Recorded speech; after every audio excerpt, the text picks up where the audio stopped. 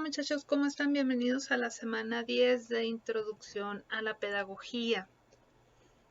Esta semana vamos a cerrar este ciclo donde vimos o estamos revisando algunos autores muy importantes que realizaron una crítica a la escuela tradicional.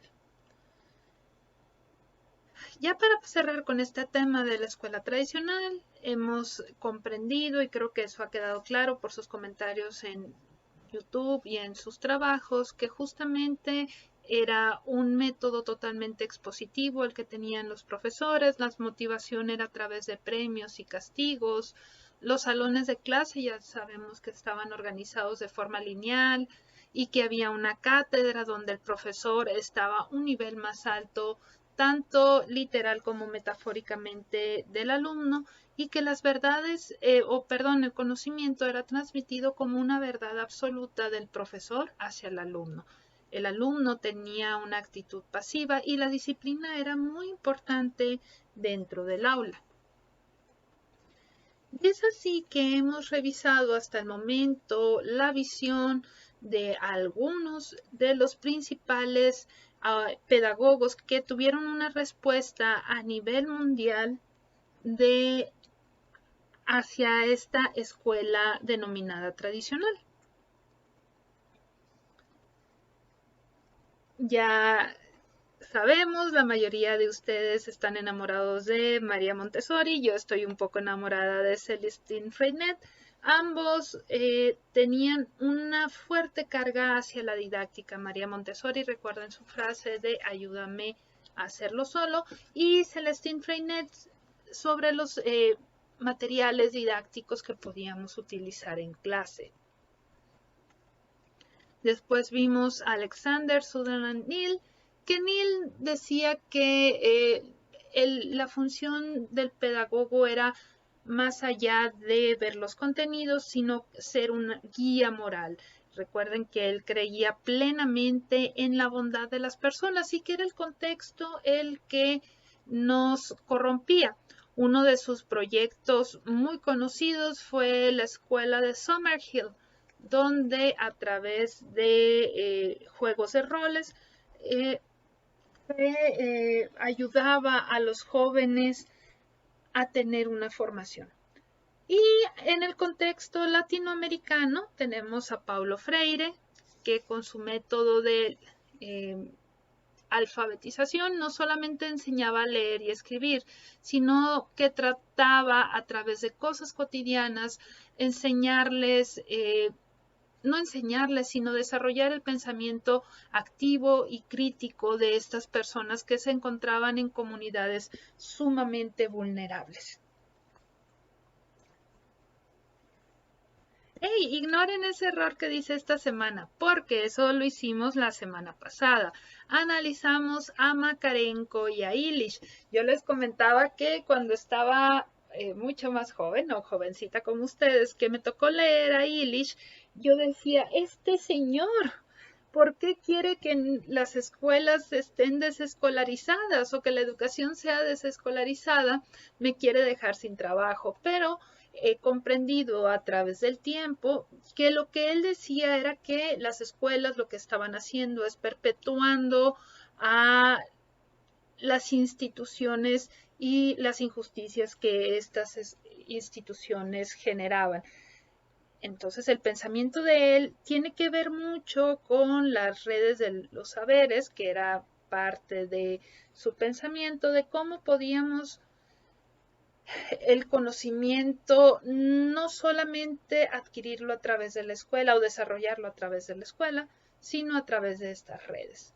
Recuerden que Illich estuvo bastante tiempo aquí en México, en Cuernavaca, y que justamente impactó en el desarrollo académico de nuestro país. Otro de mis autores favoritos es Makarenko. Makarenko tenía una visión muy linda de devolverle la dignidad humana a quienes estaba educando. Él en su contexto era bastante complejo. ¿Por qué? Porque él estaba a cargo de un reformatorio, la colonia Gronchi. Y esta colonia tenía el propósito de reintegrar socialmente a hijos de huérfanos que ya estaban, que cometían delitos menores o que simplemente no tenían familiares que respondieran por ellos. Entonces, él tiene un método muy interesante de que otra vez integra el trabajo porque había que prepararlos para los trabajos de el contexto al cual podían ellos aspirar, que era en la industria, en las fábricas o en el campo. Y desde pequeños aprendían los contenidos básicos y también se les preparaba para el trabajo. Y es así que llegamos a esta semana y cerramos con este análisis de autores con dos autores bastante interesantes, con John Dewey y con Ovidio de Crowley. Ok, Ovidio de Crowley fue un pedagogo belga.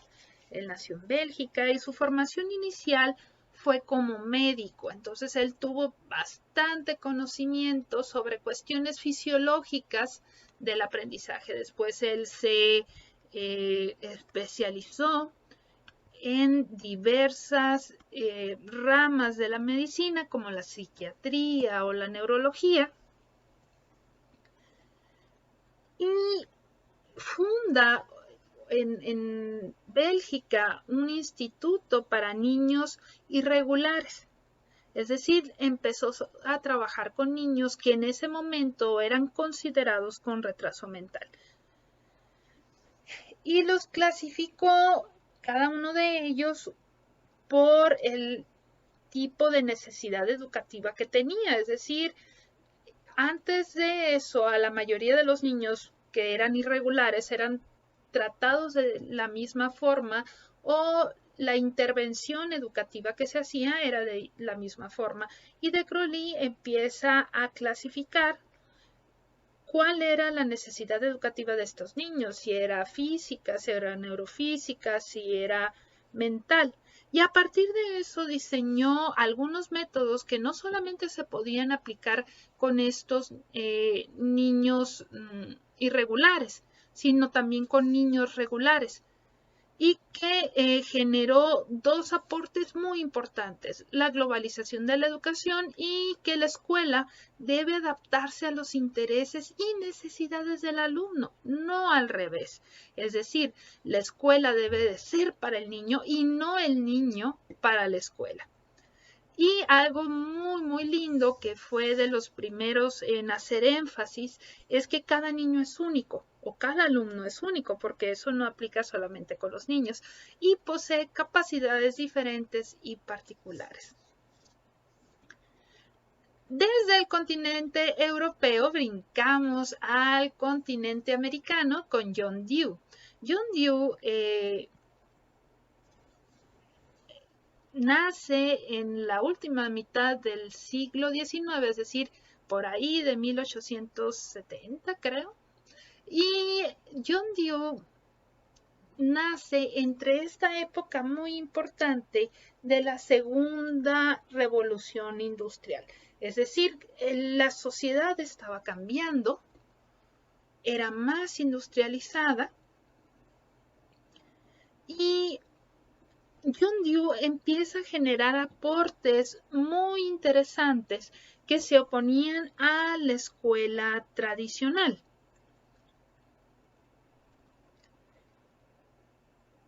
John Dewey él decía que no era un método, pero sí tenía fases muy interesantes, porque él decía, bueno, John Dewey tenía una visión muy práctica y experimentalista de la educación. Él decía que si se quería una sociedad que fuera comunitaria, igualitaria, democrática, todas las estructuras dentro de la educación deberían de excluir el autoritarismo ya que sin individuos aclimatados a la autonomía no puede darse una democracia participativa. Es decir, si nosotros piensen en un niño al que le estamos diciendo no, no, no, no, no. Si no estamos nosotros después para decirle no, porque no le explicamos por qué era ese no, obviamente va a hacer las cosas porque no tiene las razones por las cuales le estamos diciendo no, simplemente estábamos siendo autoritarios. Y justamente a eso se refiere John Dewey. John Dewey es reconocido porque su filosofía era pragmática y experimentalista, es decir, era muy práctico. Y además, ¿por qué era muy práctico? Déjenme les platico y por qué era experimentalista. Él decía, a ver, ¿cómo se aprende? Pues aprendiendo. ¿Cómo se progresa? Haciendo. Y no importa que nos equivoquemos en el proceso, es parte del aprendizaje. ¿Por qué? Porque ya aprendí por qué camino no debo de ir, o qué es lo que no debo de hacer, o lo que sí debo de hacer. Y él decía que se aprende experimentando, no por pláticas, sino a través de hacer las cosas. ¿Y cómo se aprende investigando? Ajá, le atinaron, investigando. Él decía que no es por cursos de investigación que los alumnos van a aprender, sino que el maestro sí debe de ser el dinamizador de este proceso, pero es el alumno quien debe de investigar para poder aprender a investigar. Y también pensaba él que la educación, disculpen, es un quehacer político y que la escuela debe de estar integrada a la comunidad para poder transformarla. Es decir, parte de la responsabilidad de la escuela es transformar a su comunidad a través de sus alumnos, a través de sus maestros, a través de sus directivos, a través de toda la comunidad educativa. ¿Por qué? Porque él decía que transformando a las escuelas se transformaba a la sociedad. Y él estaba muy apegado al método científico, tanto así que su propuesta pedagógica, metodológica, constaba de 5 fases, es decir, cómo podíamos trabajar con los niños para que el aprendizaje fuera como tal un aprendizaje, no solo conocimiento. La primera decía que había que localizar alguna experiencia actual y real del niño. El segundo paso decía que de esa experiencia había que identificar algún problema o dificultad. El tercer paso decía, bueno, de ese problema hay que ver qué datos hay disponibles y hay que buscar soluciones viables. Como cuarto paso de esta fase, decía, bueno, ya que encontramos la experiencia, ya que la identificamos, ya que inspeccionamos los datos y las soluciones viables, hay que formular una hipótesis de solución y como quinto paso había que comprobar si esa hipótesis se podía cumplir como tal. Si se fijan, son casi los pasos del método científico. En todo momento, John Dewey mostró que era lo más viable ser práctico en la planificación y que había que desarrollar un currículum integrado de las ocupaciones. ¿Cuáles eran las áreas primordiales según John Dewey?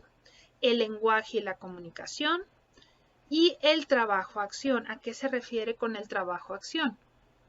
Es decir, entre pensar y encontrar si la acción valida esta forma de pensar.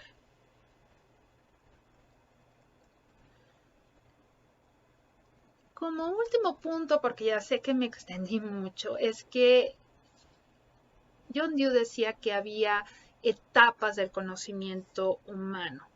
La experiencia, la información y provisión de datos, la invención, y terminábamos con la aplicación y comprobación. Otra vez muy cercano al método científico. Para no extenderme más, voy a irme a la actividad de esta semana. Ok, la actividad de esta semana es obviamente realizar el mapa mental de estos dos autores, pero no solamente es eso, sino que ya me tienen que integrar con los 3 mapas anteriores que ya me realizaron. Igual la recomendación es que antes de hacer su mapa hagan el cuadro de doble entrada para que identifiquen la información tanto de John Dewey como de Crowley.